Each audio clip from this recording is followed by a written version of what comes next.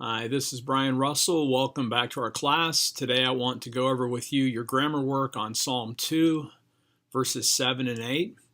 I would invite you to pull out your own work and also grab your copy of Arnold Choi so you can follow along. If you need it, you may also want to have your lexicon available. All right. Psalm 2 verse 7 begins with a cohortative from Samic Pe Resh. This is a Pe'el cohortative. It means something like declare or idea of make known. Safar, when it's in the call, means to count. So this is sort of cause to be counted, to declare, to take. If you look at the Pe'el use, this would be 3.1.3. You might naturally think it's factative, and that's not technically incorrect, but what the better answer would be in this case, since this is a verbal idea that has the idea of some kind of speech built into it, this would make it declarative.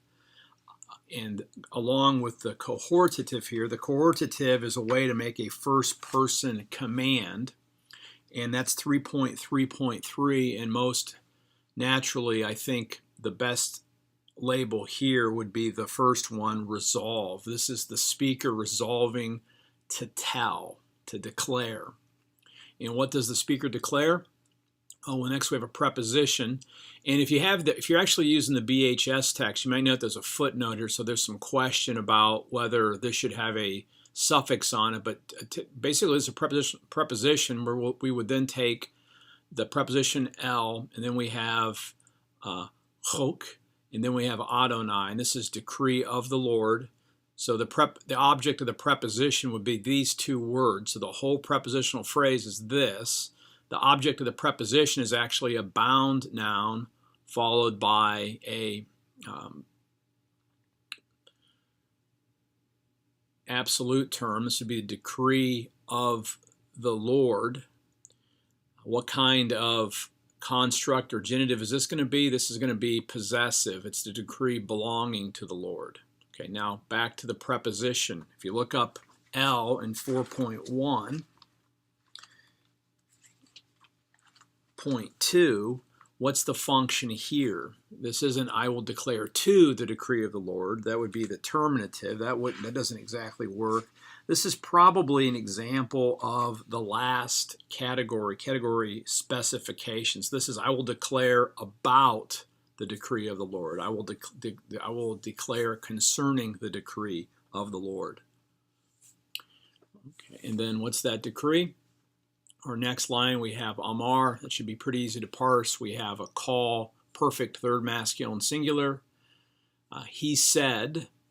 So the call here is fiative. What's the force of the perfect? This is probably completed action.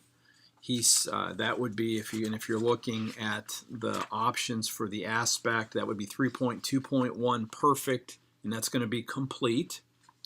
Said to me, there we have the preposition with a first common singular suffix. If you look up the preposition L, this would be the first category. He said to me, that would be the terminative ending there. It's the speech directed to that, or actually better again, C, declarative, which is specifically following a verb of speech. So you might have said terminative, but the more specific one, since it follows a speech, would be declarative. He said to me, then we have ata, there's your second singular suffix, and my son, you are my son. So we have a verbless clause here. This would be a nominative, and my son would be a predicate nominative. If you want to analyze the form of the genitive, because there's a suffix on that, that would be that relationship one. So he said to me, you are my son. I, there's anis, a personal pronoun. That would be nominative subject.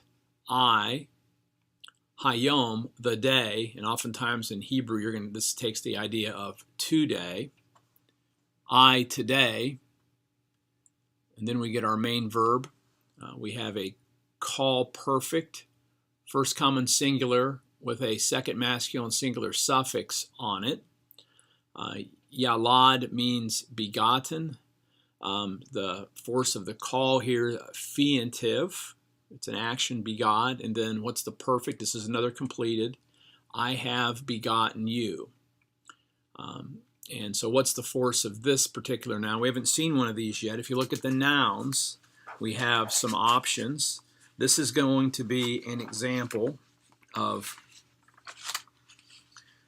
2.3.2. This is a use of the accusative in the adverbial sense. Today, I have begotten you, or I have begotten you today. The actual direct object is going to be the suffix. All right, so that was verse 7. Let's go ahead and jump ahead to verse 8. Starts off with an imperative, she'ol, mimini. This is an imperative, second masculine singular, call from she'ol, ask. If you look up your imperatives, that's going to be 3.3.2. This could be a command, so ask me. It could also be an example of a permissive imperative as well. So it's kind of giving permission for the person to ask. Okay, then we have a prepositional phrase. This looks a little strange. Notice that it has the actual suffix hirik yod is at the very end, or actually nun hirik yod. And then what we have here, this is a men. Sometimes the preposition men sort of reduplicates itself, and then you have the suffix. So this is the preposition men. So let's take a look at how this is functioning. So this is going to be 4.1.13, and it's basically saying what? Ask from me. So this would be an example of the source. So ask of me. I'm going to be the source of the asking. So ask from me, and then we have a conjunction with a cohortative, call in cohortative, and I will give. Or in this case, I will put, I will set. It's from Natan. So what's the cohortative? This is again a resolve. The Lord is resolving to do this thing. He's going to give. And then the call here would be fiantive. So what is the Lord going to give? And we have kind of a double give has sort of a double object in this case. We have I will give nations for your inheritance. So if you look up the accusative case 2.3, you get object, and you have this you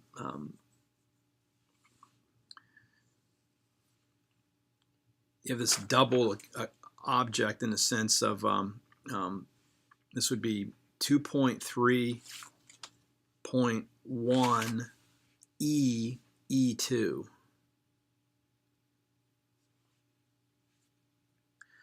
And you can actually see an example of the verb natan functioning this way within that. So again, that's 2.3.1 E2. So you have like this would be an example of this double accusative.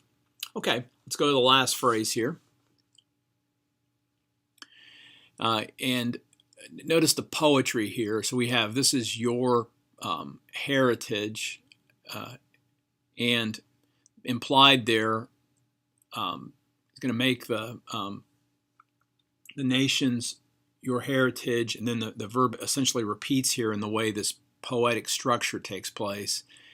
And I will essentially make in this case, the ends of the earth, your possession. So this is another double accusative in this case. And then this last phrase, ends of the earth, is going to be a genitive or a construct chain. This is bound. The genitive is aerates. What does ends of earth mean? Take a look at the genitives.